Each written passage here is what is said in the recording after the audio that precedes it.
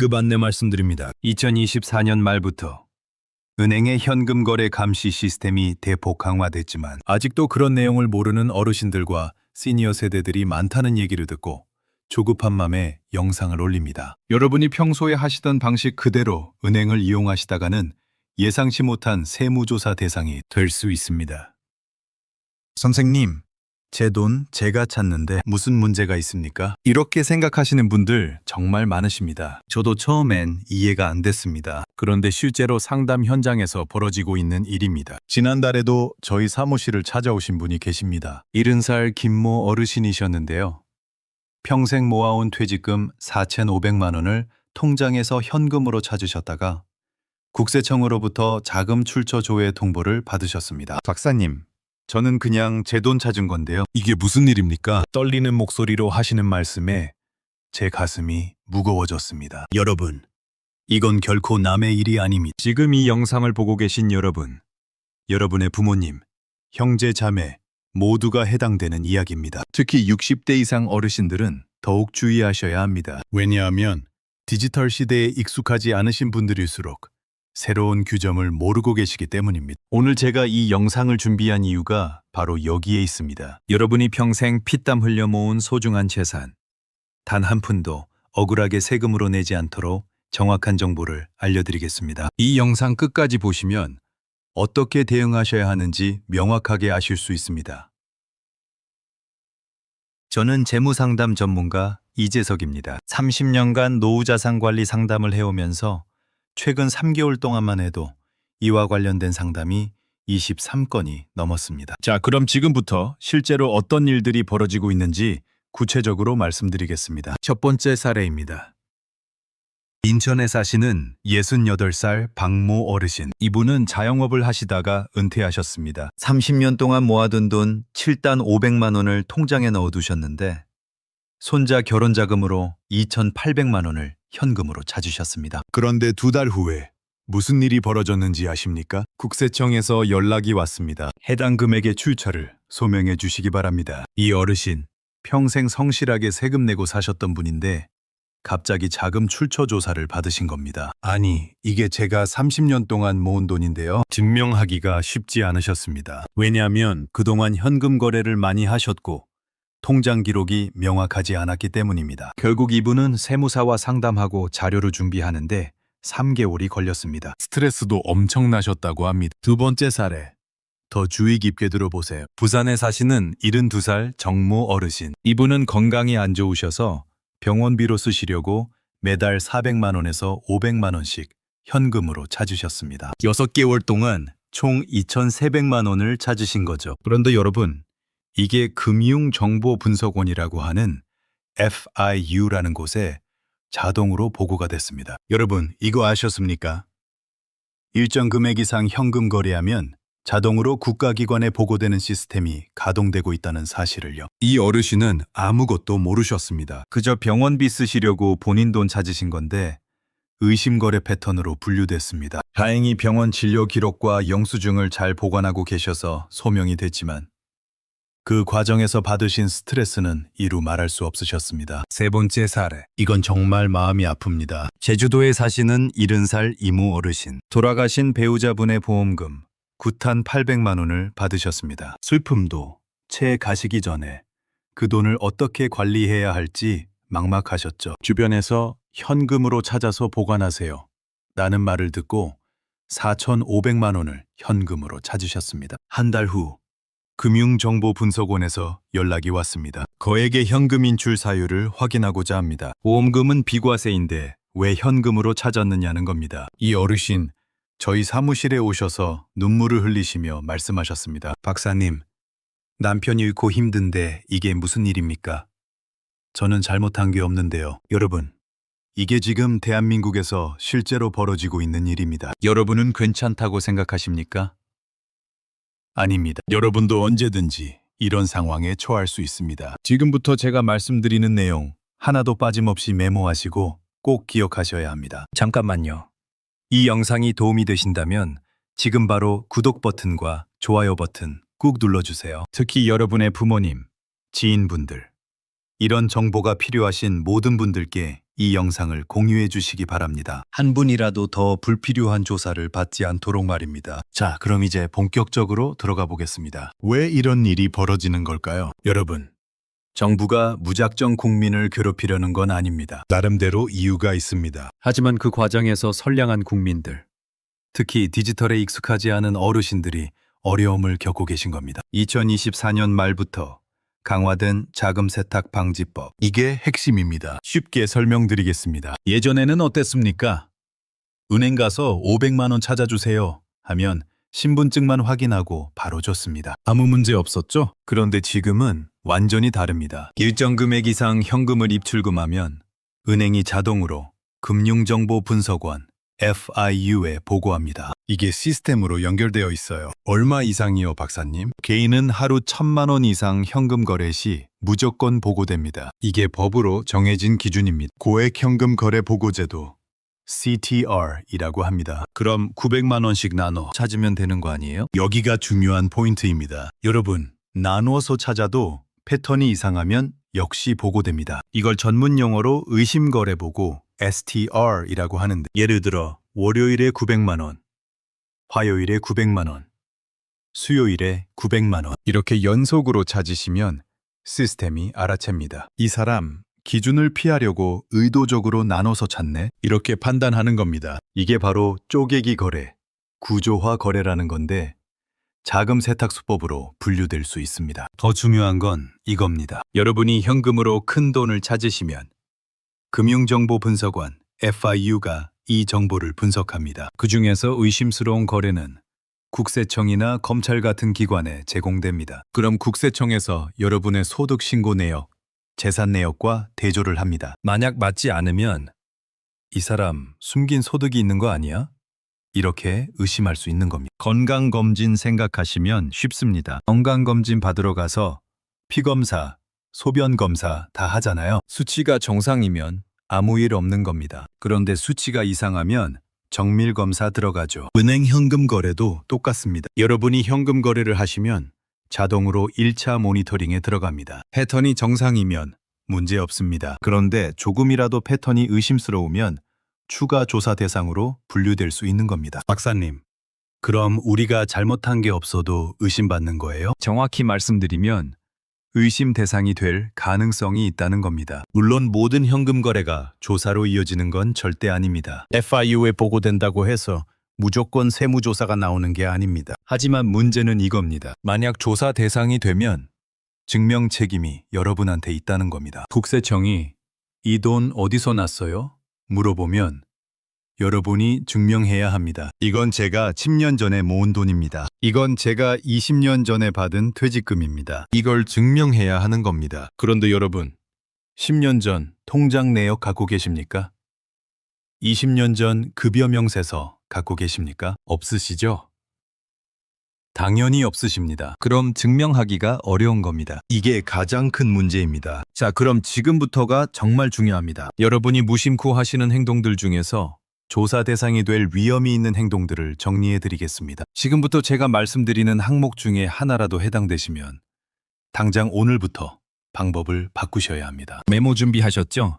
시작합니다. 위험한 행동 1번. 목돈을 한 번에 현금으로 찾는 행동. 박사님, 제 돈인데 한꺼번에 찾으면 안 되나요? 법적으로는 가능합니다. 하지만 2025년 이후에는 매우 신중하셔야 합니다. 예를 들어 볼까요? 손자 결혼 자금으로 4,500만 원이 필요하시다. 그래서 은행 가서 4,500만 원 현금으로 주세요 하시는 순간 1,000만 원 기준을 훨씬 넘었으니 자동으로 FIU에 보고됩니다. 은행 직원이 여러분 신분증 복사하고 현금 인출 사유서 작성을 요청할 수 있습니다. 왜 현금으로 필요하신가요? 이렇게 물어봅니다. 그리고 그 내용이 전부 금융정보분석원에 보고됩니다. 손자 결혼자금이라고 썼으니까 문제 없겠지? 이게 함정입니다. 왜냐하면 나중에 패턴이 의심스러우면 그 손자가 정말 결혼식을 올렸는지, 그 돈이 실제로 어디에 쓰였는지 추가 확인이 들어갈 수 있기 때문입니다. 위험한 행동 2번. 여러 번 나눠서 찾으면 안전하다고 생각하는 행동. 이게 더 위험할 수 있습니다. 900만 원씩 나눠 찾으면 되겠네요. 절대 그렇게 생각하지 마세요. 제가 상담했던 사례 중에 이런 분이 계셨습니다. 67살 할머니.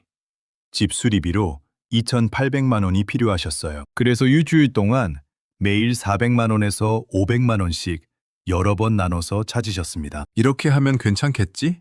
생각하셨던 것. 그런데 석 달 후에 금융정보분석원에서 연락이 왔습니다. 의심거래 패턴으로 보고가 된 겁니다. 시스템이 패턴을 분석한 겁니다. 이 사람 기준을 피하려고 일부러 나눠서 찾네. 이렇게 판단한 거예요. 다행히 이분은 집 수리 견적서와 계약서, 완공 확인서를 다 갖고 계셔서 문제없이 소명이 됐습니다만 그 과정이 쉽지는 않으셨습니다. 위험한 행동 3번. 타인 명의로 분산해서 찾는 행동. 그럼 제 명의로는 위험하니까 배우자 명의로도 찾고 자녀 명의로도 찾으면 되겠네요. 절대로 하지 마십시오. 이건 훨씬 더 큰 문제를 만듭니다. 차명거래로 분류됩니다. 이건 자금세탁방지법 위반으로 형사처벌 대상입니다. 실제 사례입니다. 72살 어르신. 아들 명의 통장에서 1,800만 원, 며느리 통장에서 1,500만 원, 본인 명의에서 1,700만 원. 이렇게 나눠서 찾으셨습니다. 이렇게 하면 각각 1,000만 원대니까 문제 없겠지? 아닙니다.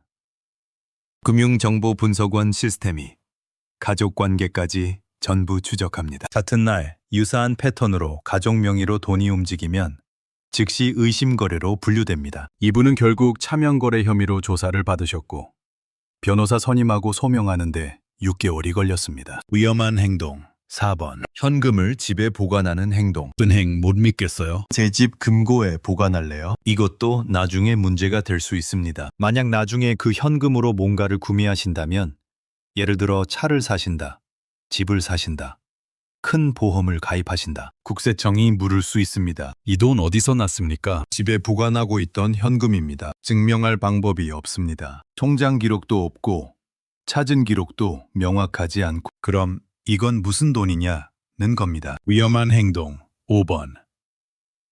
해외 송금을 현금으로 하려는 행동. 요즘 자녀분들 해외에 많이 계시죠? 유학비 보내시거나 생활비 보내시는 분들 많으십니다. 은행 수수료 아까우니까 현금으로 찾아서 환전소에서 송금해야지. 절대 안 됩니다. 해외 송금은 더욱 철저하게 감시됩니다. 1만 달러.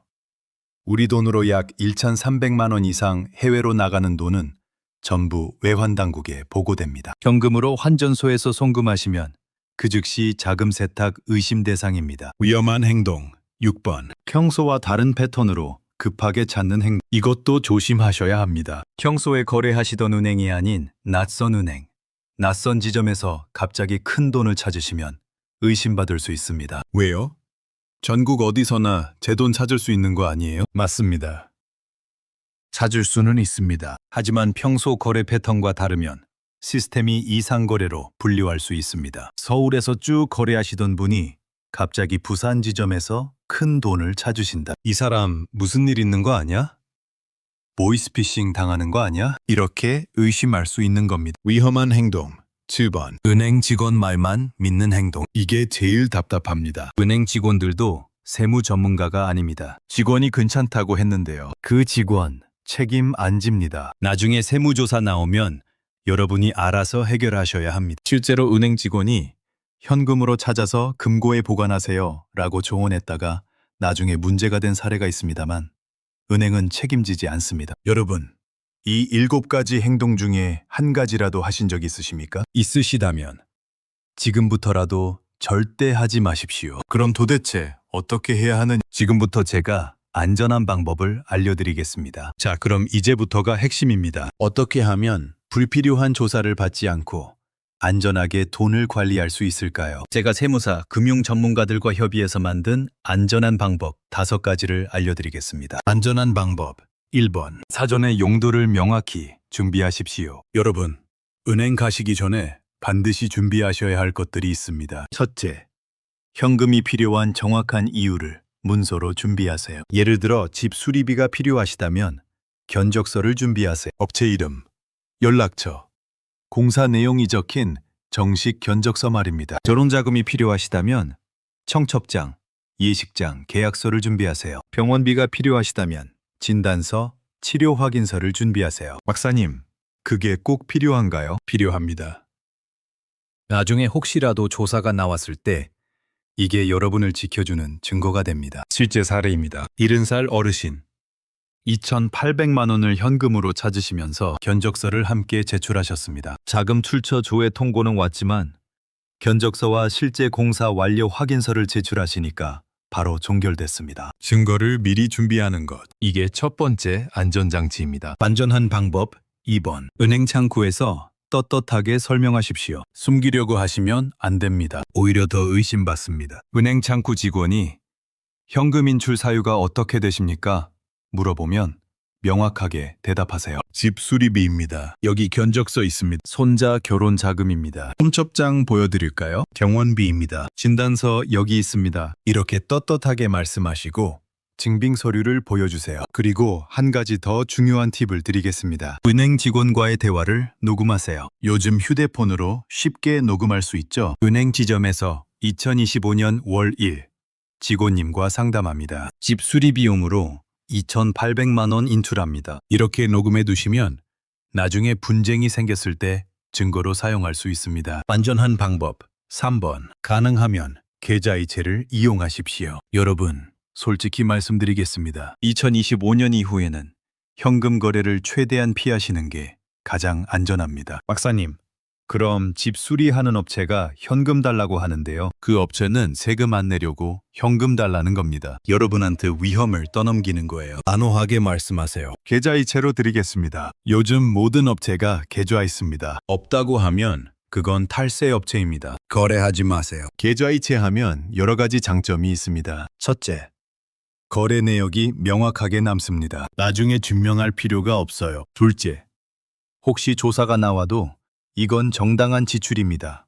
바로 증명됩니다. 셋째, 혹시 업체가 일을 제대로 안 하면 통장 내역이 증거가 됩니다. 소송에서 이길 수 있어요. 실제 사례입니다. 75살 할아버지.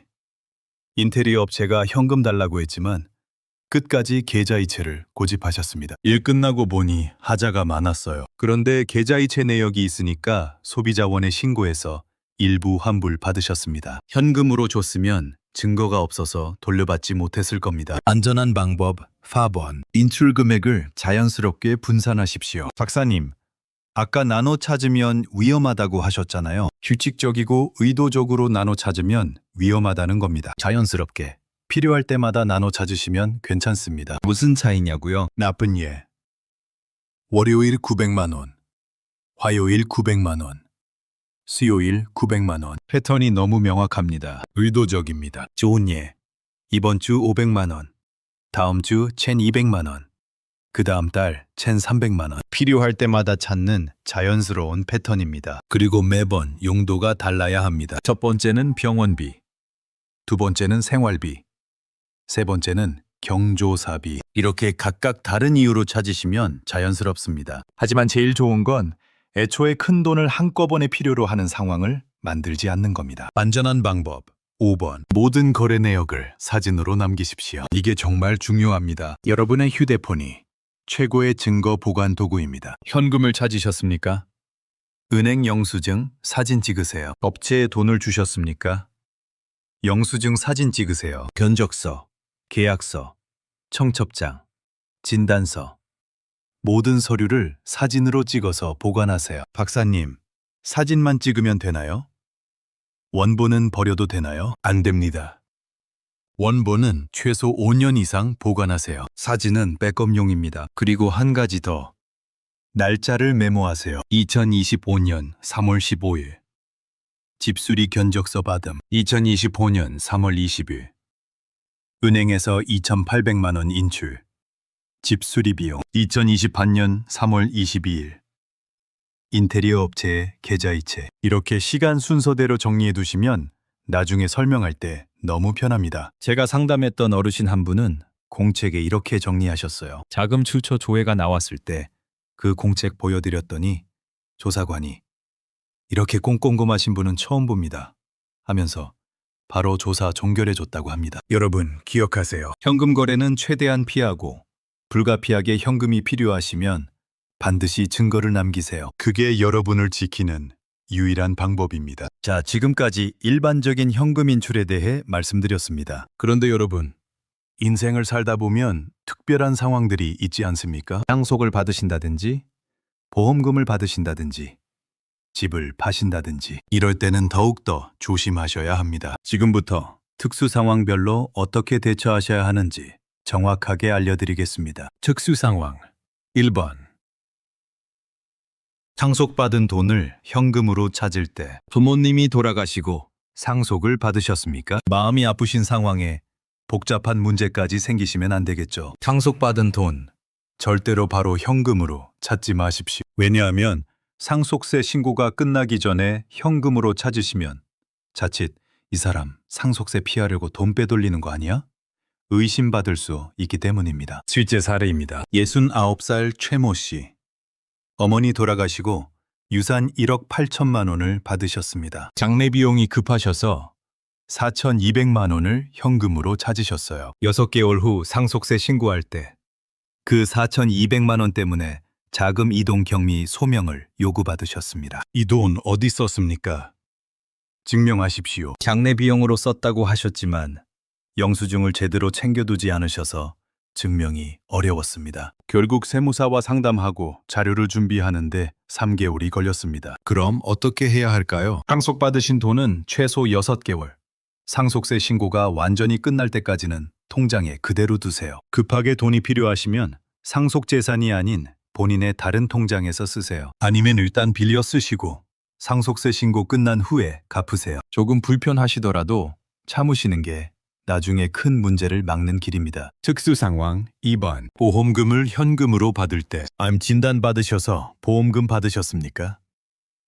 교통사고로 보험금 받으셨습니까? 보험금은 대부분 비과세입니다. 세금 안 내도 되는 돈입니다. 그럼 문제 없네요. 아닙니다. 비과세라고 해서 감시를 안 하는 게 아닙니다. 왜냐하면 보험 사기가 많기 때문입니다. 일부러 사고를 내서 보험금을 타가는 사람들 있잖아요. 그래서 보험금 큰 돈이 움직이면 자동으로 체크됩니다. 특히 보험금 받자마자 현금으로 찾으시면 패턴상 의심받을 수 있습니다. 이 사람 진짜 아픈 게 맞나? 보험 사기 아니야? 실제로 71살 어르신 암 진단받고 보험금 7,500만 원 받으셨습니다. 그런데 불안하셔서 전액 현금으로 찾아서 집 금고에 보관하셨어요. 석 달 후 보험사에서 연락 왔습니다. 보험금을 전액 현금으로 인출하셨는데 혹시 강요받으신 겁니까? 보이스피싱 아닙니까? 아니라고 설명하는 데만 한 달이 걸렸습니다. 그 스트레스로 병세가 더 악화되셨다고 합니다. 보험금 받으셨으면 최소 3개월은 통장에 그대로 두세요. 필요하신 만큼만 그때그때 용도에 맞게 사용하세요. 절대 한꺼번에 현금으로 빼지 마세요. 특수 상황 3번 부동산 거래할 때 집을 파셨습니까? 축하드립니다. 그런데 그 돈 처리를 잘못하시면 곤란합니다. 요즘 부동산 거래는 전부 실거래가 신고가 됩니다. 국세청이 다 압니다. 예를 들어 2억 8천만 원짜리 집을 파셨다. 그 돈이 통장에 들어왔다. 그런데 일주일 뒤에 2억 3천만 원을 현금으로 찾으셨다. 국세청 시스템이 즉시 알아챕니다. 이 사람 집 팔았는데 왜 현금으로 빼냐? 다시 집 사려고 실거래가 조작하려는 거 아니야? 자동으로 모니터링 대상에 올라갑니다. 부동산 거래금은 절대 현금으로 다루지 마세요. 집을 파신 돈으로 다른 집을 사신다? 계좌이체로 하세요. 전세금 주신다? 계좌이체로 하세요. 어떤 경우에도 부동산 관련된 큰 돈은 현금으로 다루시면 안 됩니다. 특수 상황 4번 자녀에게 돈을 주실 때 자녀 결혼자금 주시려고요? 창업자금 주시려고요? 여러분, 이게 증여입니다. 증여세 대상입니다. 아니, 제 자식한테 제 돈 주는데 무슨 세금이에요? 법이 그렇습니다. 자녀에게 10년간 5천만 원 이상 주시면 증여세 내셔야 합니다. 그래서 많은 분들이 이렇게 생각하십니다. 그럼 현금으로 주면 모르겠네. 절대 안 됩니다. 다 추적됩니다. 어떻게 추적되냐고요? 여러분이 현금으로 2,800만 원 찾으셨습니다. 자녀에게 줬습니다. 자녀가 그 돈으로 차를 샀습니다. 국세청이 자녀 소득 조사합니다. 이 사람 연봉이 2,800만 원인데 4,500만 원짜리 차를 샀네. 이 돈 어디서 났어? 자녀가 부모님께 받았습니다 하는 순간 증여세 조사 들어갑니다. 그럼 어떻게 해야 하냐? 자녀에게 돈 주실 거면 정식으로 증여 신고하세요. 5천만 원까지는 세금 없습니다. 5천만 원 넘으면 세금 내시고요. 돈을 빌려주는 형식으로 하시려면 차용증 꼭 쓰세요. 이자도 정하시고 갚는 계획도 세우세요. 그리고 실제로 갚아야 합니다. 형식만 차용증 쓰고 안 갚으면 그것도 증여로 간주됩니다. 특수 상황 5번. 해외에서 돈이 들어올 때 자녀분이 해외에서 송금해 주셨습니까? 해외 투자 수익금이 들어오셨습니까? 해외에서 들어오는 돈은 더욱 철저하게 감시됩니다. 외환거래법에 따라 1만 달러 이상은 무조건 신고 대상입니다. 그 돈 받자마자 현금으로 찾으시면 자금 세탁 의심 1순위입니다. 해외에서 받으신 돈은 최소 6개월은 건드리지 마세요. 용도가 명확할 때만 사용하세요. 여러분, 이런 특수 상황에서는 평소보다 10배는 더 조심하셔야 합니다. 혹시 지금 이런 상황에 처해 계십니까? 그렇다면 절대 혼자 판단하지 마시고 반드시 세무사와 상담하세요. 몇십만 원 상담료 아껴다가 몇천만 원 세금 추징 맞으시면 안 되겠죠? 여러분 중에 이미 큰 돈을 현금으로 찾으신 분들 계시죠? 가슴이 철렁하셨을 겁니다. 나도 조사받는 거 아니야? 걱정되시죠? 진정하세요. 아직 늦지 않았습니다. 지금부터 제가 알려드리는 대로만 하시면 충분히 문제를 최소화할 수 있습니다. 대처법 1번. 절대 숨기려고 하지 마세요. 제일 나쁜 게 뭔지 아십니까? 이미 찾은 걸 숨기려고 하는 겁니다. 현금으로 찾은 거 들키지 않게 조금씩 써야지. 다른 사람 명의로 바꿔야지. 해외로 빼야지. 절대 안 됩니다. 이렇게 하시면 단순한 실수가 범죄가 됩니다. FIU는 어차피 다 합니다. 여러분이 언제 얼마를 찾으셨는지 이미 다 기록되어 있습니다. 숨기려고 하다가 걸리면 가산세가 붙습니다. 10%. 50% 내셔야 합니다. 차라리 떳떳하게 대응하시는 게 훨씬 낫습니다. 대처법 2번. 지금 즉시 증빙 자료를 준비하세요. 이미 찾으신 돈 어디에 쓰셨습니까? 생활비, 병원비, 경조사비, 집수리비. 지금 당장 그 증거들을 모으세요. 영수증이 있으면 다 챙기세요. 영수증이 없으면 카드 내역서라도 챙기세요. 카드도 안 쓰셨으면 통장 이체 내역이라도 챙기세요. 박사님, 아무것도 없는데요? 그냥 현금으로 다 쓰고 영수증도 안 받았는데요. 그럼 지금이라도 사후 정리하세요. 예를 들어 집수리에 쓰셨다? 그 업체 연락해서 영수증 다시 발급해 주세요 요청하세요. 경조사비로 쓰셨다. 청첩장, 부고장, 그런 자료라도 모으세요. 병원비로 쓰셨다? 병원 가서 진료 내역서 다시 떼세요. 지금 와서 모아봤자 소용없는 거 아니에요? 아닙니다. 있는 것과 없는 것은 천지 차이입니다. 실제 사례입니다. 72살 어르신, 4,500만 원을 현금으로 찾아서 여기저기 쓰셨는데 영수증을 하나도 안 챙기셨어요. 자금 출처 조회 통보받고 급하게 3개월 동안 영수증을 모으셨습니다. 업체마다 전화하고 병원도 다시 가고 경조사 다녀온 곳도 수소문하고 결국 70%를 증명하셨습니다. 30%는 증명 못했지만 70% 증명한 덕분에 큰 문제 없이 마무리하셨습니다. 대처법 3번. 자진 신고를 고려하세요. 이게 가장 확실한 방법입니다. 국세청에서 조사 나오기 전에 여러분이 먼저 신고하는 겁니다. 박사님, 제가 먼저 신고하면 더 손해 아니에요? 반대입니다.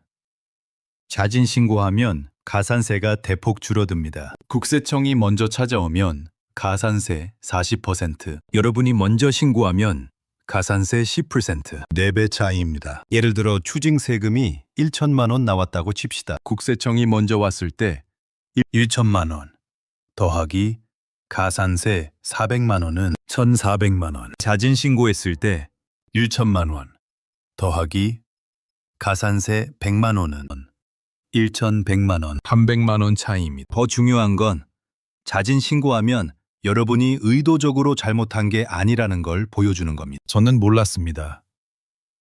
하지만 알게 된 후 바로 정정합니다. 이런 태도를 보여주는 거죠. 대처법 4번. 반드시 세무 전문가와 상담하세요. 여러분, 이 문제는 혼자 해결하시면 안 됩니다. 꼭 세무사와 상담하세요. 박사님, 세무사 비용이 부담스러운데요. 세무사 비용이 80만 원이라고 칩시다. 그런데 세무사 통해서 세금을 400만 원 줄일 수 있다면 320만 원 이득 아닙니까? 대처법 5번. 앞으로는 절대 반복하지 마세요. 이미 실수하신 건 어쩔 수 없습니다. 최선을 다해서 수습하시면 됩니다. 그런데 중요한 건 같은 실수를 반복하지 않는 겁니다. 여러분, 솔직히 말씀드리겠습니다. 요즘 세상 디지털 모르면 살기 힘듭니다. 특히 돈 관리는 더욱 그렇습니다. 박사님, 저는 스마트폰도 잘 못 다루는데요. 괜찮습니다. 제가 쉽게 알려드리겠습니다. 디지털 팁 1번. 은행 앱 꼭 깔아두세요. 앱이 뭐예요?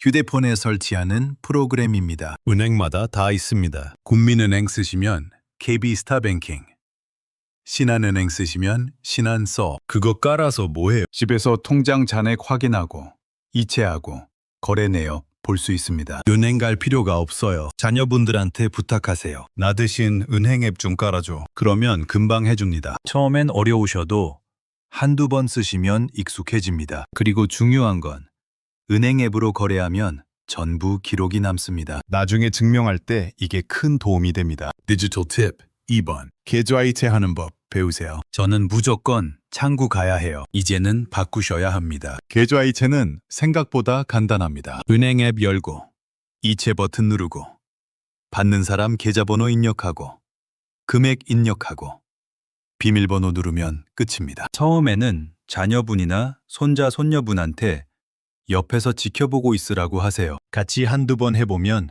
금방 배우십니다. 67살 어르신 한 분은 처음엔 나는 못해 하시더니 손자가 하루 동안 옆에서 알려줬더니 이제는 혼자 척척 하십니다. 여러분도 할 수 있습니다. 디지털 팁 3번.